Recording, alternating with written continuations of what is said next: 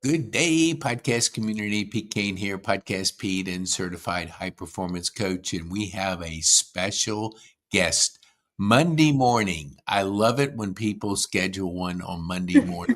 I get busy because people say, I got to handle all my stuff. But it's a pleasure to have you on Monday morning. So, Meagan, I know you because you spoke to our Rotary a little bit, but tell our viewers who you are, what you do, and who you serve, and then we'll get into our podcast. Absolutely. So first, thank you so much for having me. My pleasure. It was so wonderful to reconnect at North Cobb Rotary, and I'm thrilled to be able to talk a little bit about Tommy Nobis Center. So I am the Vice President of Development for Tommy Nobis Center, and our mission is to empower people through employment. Specifically, we help youth and young adults with disabilities get the resources, the education, and the opportunities that they need to thrive in this workforce. And so we've been around for a little under 50 years. Coming up on our 50th soon. We were started in 1977 by Mr. Falcon himself, Tommy Nobis Center, as well as a special education teacher, Bobby Knopf, and the parent of one of her students, Karen Slaughter. And they came together because at the time in the 70s, there really weren't resources for folks with disabilities, and so they started the center, and since then we've served over 32,000 individuals and helping them get education, jobs. It's been a pleasure to be with TNC for the past 9 years, and so I myself have a personal connection to the mission, and every day is a blessing to be able to serve it. I can tell when you spoke to me, Rotary, do you always bring people to tears when you speak? I don't think so. You You did know, me. I know others like when because I want to get back to when you started. Uh, Mhm. I shook hands with Tommy Nobis when he was at a Mhm. golf tournament, and it was like I had a tiny little hand in this biggest Right. my life. And so it kind of spoke to his heart where he was going with Tommy Nobis. But tell us, like, as a vice president of development, like, what is your like focus when you get Okay. up, you're working every week? What are you trying to do in your position? Okay.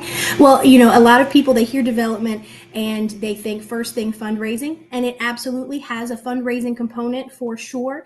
But when I think of development, I think of developing relationships, because we want to be in relationship with our community. We want to make sure that the people who are passionate about folks with disabilities having opportunities, that they are connected to Tommy Nobis Center. We're making sure that the parents and the families who are out there right now who could use Tommy Nobis Center services, that they get connected in and plugged in for all the different ways that their son or daughter could thrive with TNC's programs, and even connecting to folks who want to hire, or who want to provide tours or volunteer opportunities at their places of business. And so, I'm in the community quite a bit, telling the story, because as much as I say that we've been around for almost 50 years, for some people we're still that best kept secret, and they don't feel the impact until they have someone who they love, or they have a personal connection to our mission sometimes, and then all of a sudden it makes complete sense to them.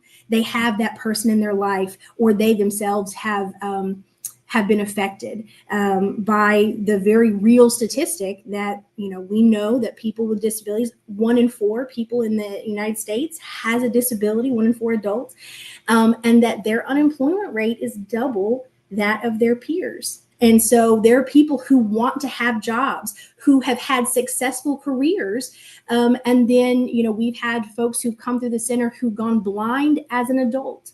And so how do you relearn a life Mhm. with maybe a disability that you had not had to engage with before? And so for that, the lady who I'm referencing particularly, she ended up getting set up with a home system to do customer service. And Mm. so she could do everything remotely. And this was even before everyone was working remotely. And everything was adaptable so that she could use it even though she was blind. And she was absolutely amazing over the phone. You call in and you're excited that she's the one that you get to speak to. And so, everyone has a different story about how they've gotten connected or why they think we're important. And for me particularly, I'm honored to be the bridge Mhm. and help people plug in the ways that make the most sense for them. Yeah, when you presented, I saw a different Tommy Nobis because we used the company I worked with. I wasn't directly, but I did visit and watch the assembling. But about 15 plus years ago, we had Tommy Nobis do some work with us. So I kind of knew the impact and just the wonderful nature of Tommy Nobis. But I would drive by Powers Ferry, and just Mhm. the last year, I saw this construction. I didn't even know what it was. I said, "Hey, they're on the move. They're on the move," and it wasn't even you guys. No. So share with our viewers Mhm. that move that you made from Powers Mhm. Ferry to where you are now, and what are your kind of plans to make Absolutely. this kind of best kept secret?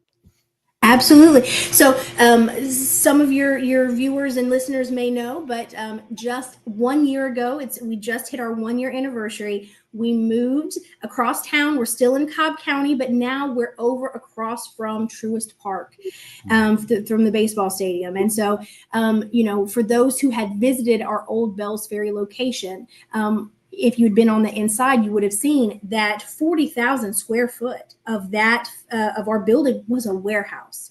Mhm. And over the years, there is absolutely been a place for that training, and that vocational readiness training that you would do in a warehouse space. And we still have folks who are in that kitting and packaging type of field for sure. But as we've grown as an organization, we needed more classrooms. We needed more education spaces, and a lot less warehouse space. And so we still do that kitting and packaging type of thing, but we do it in conjunction with our partners in the community. And one of the things that I know a lot of people are aware of is back in the early 90s when that building was created, that was the model for people with disabilities. When you were training someone with disabilities, you had what they called a sheltered workshop. Everyone was in that same kind of warehouse space, and you were on the job training and learning, but you were only learning alongside others with disabilities. And as we've grown as a community, we found out that it's better for folks with disabilities if they are learning and training in an integrated workforce where they're working with people with disabilities and without people with disabilities. It's also incredibly helpful for them to be learning on the job in the community.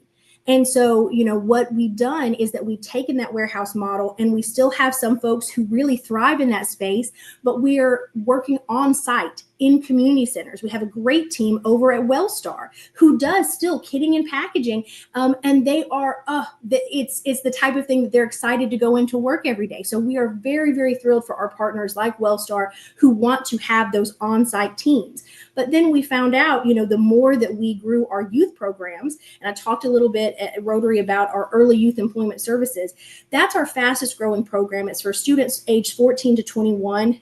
And every single job that those students, we serve over 1,000 students a year in that program, with over 54 schools in 9 counties. And one of the things that's important to note is that when you met one person with a disability, you've met one person with a disability. And so all of the things that they want to do are as varied as their unique fingerprint. And so we've had people who come through and they want to work in animal services. They want to work in IT. We have a lot of folks who want to work in technology and computers.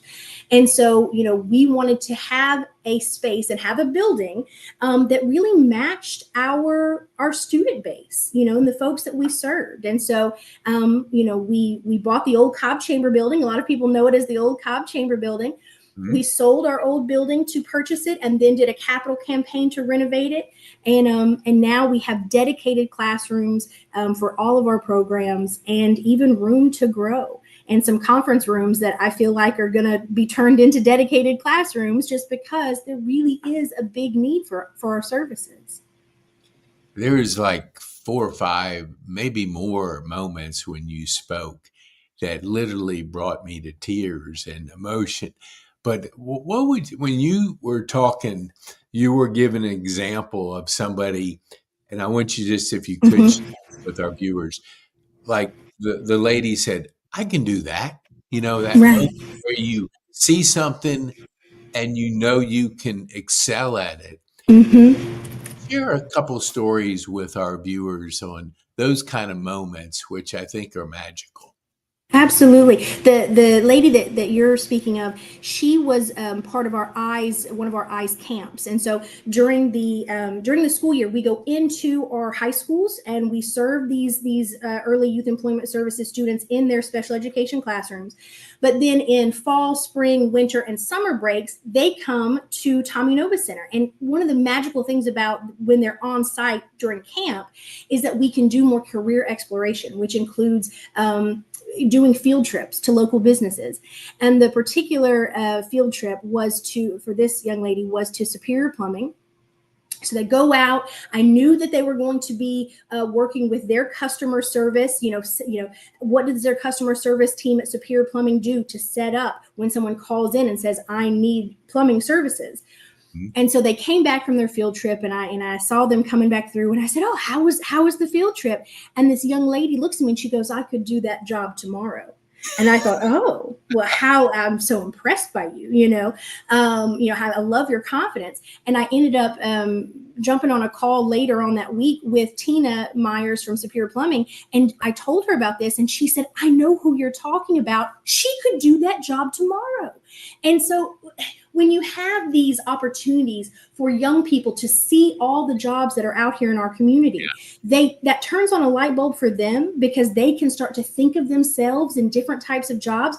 But honestly, it turns on light bulbs for our employers and for our community who maybe had not thought that, oh, that could be a really great job for someone with a disability, who has a great attention to detail, who are very, very focused. And it was really that beautiful moment of turning on ideas for multiple people. Oh yeah, I love that. My partner, who's up in Canada, he's on the spectrum of autism. He's the smartest guy I know, and Right. and it's like I've known him for probably 8 years, and so I know his mannerisms. I know just who he is and how he thinks, and it's amazing that Right. somebody at that level, I mean, focus and Mhm.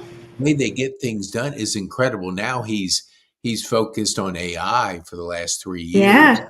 and so he's actually empowers people to really use whatever they have to have Mhm. that assistance of a tool like AI.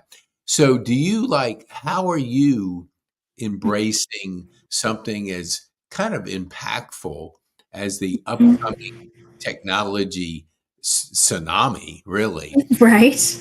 What do you think about it, and how are you using it with Tommy Nobis?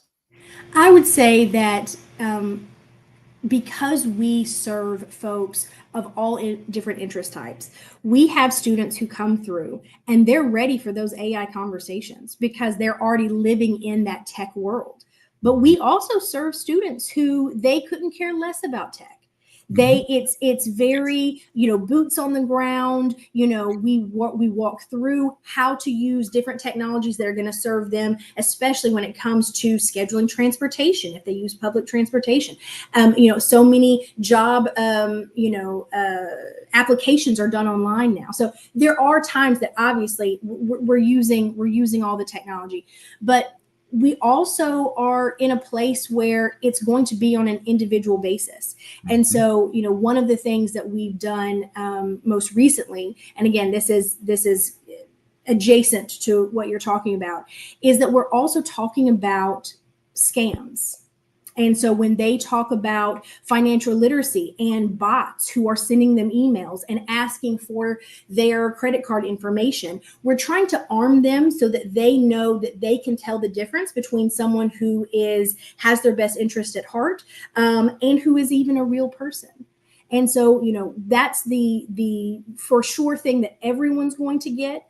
And then when we talk about harnessing the power of AI, that's really on a student by student basis, based on their interest, ability, and what job they're going to go into.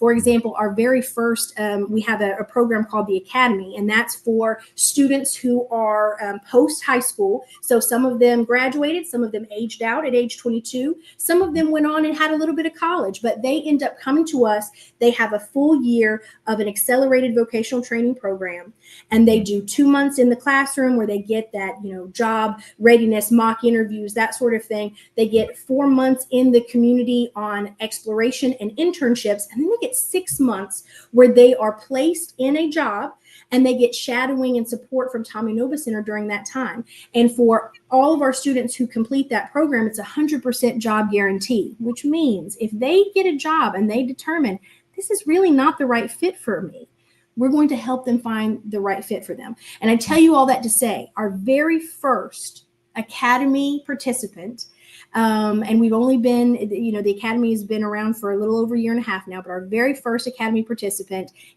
wonderfully named Tommy, he was a whiz at computers and wanted to go into web design. And now he works for a IT company in Marietta doing web design for their company. And so for someone like him, those are conversations that we need to have. How do you utilize AI? How do you harness that power? But for some of our students, like I'll tell you one of my favorite lunches that I had with our Academy students. I sat down for lunch, and this young lady said, "Okay, we're having lunch together, and today we're going to talk about our favorite ologies." Oh, okay. She had an agenda ready for our lunch, and she said, "My favorite ology is ornithology.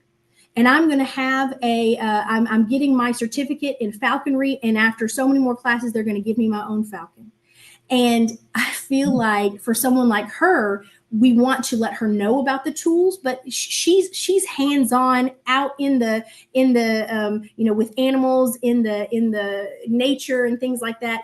That's not going to be as necessary for someone like her. But we do want to make sure that our students know about the tools and the resources, and even more importantly, they know how to use critical thinking to engage with those resources, because those things are growing fast. They're going to grow faster even than they have seemed to explode right now. And we want our students to be prepared that even if they're not coming in to see us every day, that they can see information that is being given to them from AI and make positive choices. Ooh, I love that. On my back corner, let me see if I can. That book right there is by John Maxwell, and it's called Thinking for a Change. And it was, I think, 10 years ago. And so it's probably more pertinent today than it was 10 years ago, because our attention spans just through technology and TikTok videos and all the consumption has gone from, I think, 1997, 19 minutes down to 9 seconds. Wow. These things. And I always like to say the magic is in you and anything's possible, because every person is individual. Right. When you flashed up at the Rotary, and I had no idea where y'all were going, but just for our viewers to get a better understanding, because they might see Tommy Nobis as an Atlanta company or poured into an Atlanta residence, but you showed me a map. I was like, oh, what is that like? What kind of reach are you all now getting outside of Atlanta to really serve our special needs community? Absolutely. A lot of folks don't realize that we have a government arm, Nobis Enterprises, and through that arm, we're able to develop government contracts where we place people with disabilities in jobs all across the United States, 23 different states, the furthest being Alaska. And we are in mailrooms and administrative offices, recycling centers, custodial teams. And all of these are people with disabilities who are in, wonderfully, engaging jobs. Some of them, this is the job that they're going to end up retiring with, and they're able to give their full abilities to. And when I talk about our team over at Dobbins, who is a custodial team entirely staffed by people with disabilities, during the COVID pandemic, when they were flying in planes, because we really weren't sure, exactly how this was going to play out, that custodial team at Dobbins, they needed to even expand it because there was such a need to increase cleaning. And that was the team that was keeping our armed services members safe, that they were executing their jobs to the highest level, white glove general type of level. We want to make sure that people also know that in all of these jobs that people have as far away as Alaska, not only are they staffed by people with disabilities, but they are, oh my gosh, they are so good at their jobs. We have a team at the mailroom at the CDC, and several different folks employed with our HUD offices across the U.S. And that's really a way that Tommy Nobis Center and that government enterprises arm can really touch across the United States, but it's all run right here out of our hub in Cobb County. Wow. That's exciting. I speak on the 4 human drivers, and the first is aliveness, connection is the second, and meaningful pursuit, and then personal growth. So when you look at the meaningful pursuit, we all have to have that kind of that vision of where we're going in the future. So how do you help, when you're in your educational mindset in the rooms, like, how are you, they probably more than most, I'm just guessing, have that when they're in your environment, but how do you pursue it? How do you kind of move it to the forefront so people really have that vision of their future? I think that there is power in knowing your purpose. I think that all of our students, that when they come through our programs, that's one of the things that we try to instill in them, is to have the confidence, to have the courage to go after the life that they would imagine for themselves. And so, I think that, no matter what program the student is in, we want to arm them with the tools that they need to follow the thing that is going to make them happy. We know that you and I, that purpose that we are able to apply to our jobs and even sometimes our hobbies, that sustains us. And we want that same thing for folks with disabilities. And, I would even take that one step further and say that there are companies who are hiring people with disabilities, that part of their mission has become part of their purpose as well. That their purpose is making a community that we all can thrive in, that we all feel great about every day. And I think that, whether it's working with a company who wants to hire or who wants to provide scholarships for our students, whether it's our students who are trying to figure out who they want to be in the next 10, 20 years, I think that only the individual can determine what purpose is going to make them come alive. And what's that old saying? We need people to do the thing that makes them come alive, because that's what's going to make the world better. I butchered that quote, but you know which one I'm talking about. Yeah. And that's all that we can do, is that we can give them the tools that they need to find and follow their purpose. Yeah, there, the vision, the purpose. What is it in the Bible? A man without vision perishes. So Right.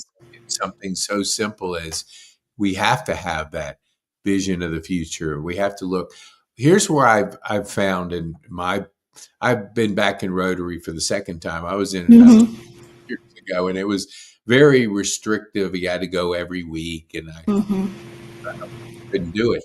But when I came back to North Cobb, I walked into that room and I thought it was so much energy, so much Mm-hmm. excitement because people are on the move, impacting, doing things. And I would ask people, this was about a year ago, to come on my podcast, and they'd always like, no, no. They would gracefully turn me down because I found a pattern to it. People Mm. serving don't want the light on themselves. Mm. They just want to go out and do service, help others. And then I started to frame it a little different. If we don't shine out, we can't let the light shine back in. So Mm-hmm. you could probably work 24 hours a day. I can tell because of your excitement, when you spoke to us at Rotary. How do you personally turn it off? I mean, like it's got to be very difficult, but just share with us, like what do you do to kind of, because you got to have sleep. I mean, you Right. can't work 24 hours a day. How does Right. Meagan kind of wind down, kind of shift into a like, I'm not impacting 24 hours a day. You got to, have some sleep. How do you do it? I think this is the age old question for anyone who works in nonprofit, because we get into this field because we believe in the mission. We're mission driven. We really want to make sure, and so many people who work in nonprofit have that servant's heart, and they would give the shirt off their own back, at any time. And I think that anyone who works in the field has to learn at some point that you will be better for those you serve if you take time to make sure that you take care of yourself. I think I told you that I learned early that you can't pour from an empty cup, Yes. and that there are people out there who we serve who deserve my very best. All of the people who work here, they deserve everyone's very best. And if we don't take care of ourselves, then it's not sustainable. We can't bring our very best because we are, dragging. We're going to burn out. And I think that what I've had to do is set some boundaries. As much as I can. Sometimes it still slips through. To make sure that I'm making time for my own health, my own faith, my family, and that I have that personal bubble that will sustain me. And the selfish thing is that people who work in nonprofit also we do get sustained from seeing the successes of the people that we serve. Actually, first thing this morning at Tommy Nobis Center, we have our cohort 8 of our academy. It's their very first day. And on every cohort's very first day, everybody in the entire organization shows up 7:45 a.m. as our students come into the building. We create kind of one of like a pep rally walk, and we've got pom poms, and we are celebrating them. And we are very sensitive. Some of our students have some sensory needs, and so for those who that would be overwhelming, we'll do quiet clapping like this, so very soft. But one of our students who walked in today, he didn't need quiet clapping. And when he walked in and everyone was cheering, he put his arms out like this, like, yes, I have arrived. Yes, please cheer me on. And everyone just went wild because we know that he is ready for this, that he's been waiting for this his whole life. How do I go out there and become successful? And so, we anyone who works in nonprofit, and myself included, we set aside time so that we can make sure that our cup is full. And then we get the unique pleasure of being around people who you can't stay mopey and sad when you're around folks who light up an entire room because they're so excited about the job that they're about to get to do. I had one young man, he got his very first job, and he was a dishwasher in a local restaurant. And it was the first time he came back into the building. It was the first time I had seen him since he got this job. And I was, how's the job? And he said, you know what? His name's David. And he goes, I have the most important job in the entire place. And I said, yeah, David, you do. He goes, because if I didn't do my job well, nobody else could do their job. The whole place would shut down. And I was so excited that he already knew that. He had that in his heart and his bones, that I have the most important job in this place. And you best believe he was going to walk into that restaurant every day with that mantle of I've got the most important job, and I'm going to do that job well. What a mindset of Right. just, if everybody, because I heard a stat, I don't know the exact number, but it was like 80% of the people dread Monday morning. Like big number, whether it's 80, 85, but it was a big number. And I think if we had that same attitude and same mindset that we have the most important whatever responsibility is with whatever we do, we'll be better because we only have one life to live. And so, giving it everything you have is so important.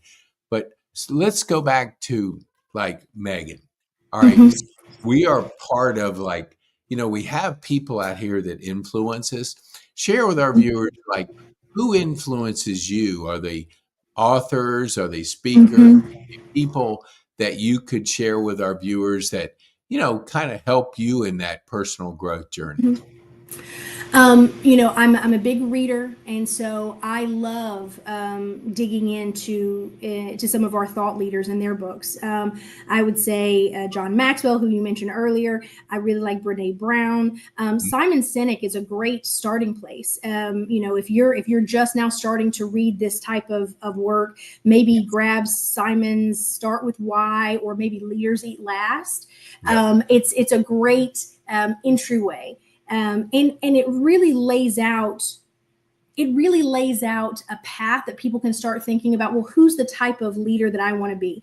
And you don't have to be the titular leader. Like you don't have to be the CEO to lead. And we all know that. But I think that if you work on building yourself, being the best you can be in whatever role you're at, that's going to go far, and I can even say, even with Tommy Nobis Center, that I started out here as a specialist 9 years ago, and I wasn't necessarily looking to move up, as quickly as I have to the vice president level. But I think a lot of it had to do with, I wanted always to be the best at what I was doing. I wanted to learn and I wanted to grow. How can I give more? How can I level up? And that focus on making sure that I was the best that I could be, while also looking out for my teammates around me and making sure that rising tide was going to lift all boats. I think that made a difference, and that was what directly led to my growth in the organization.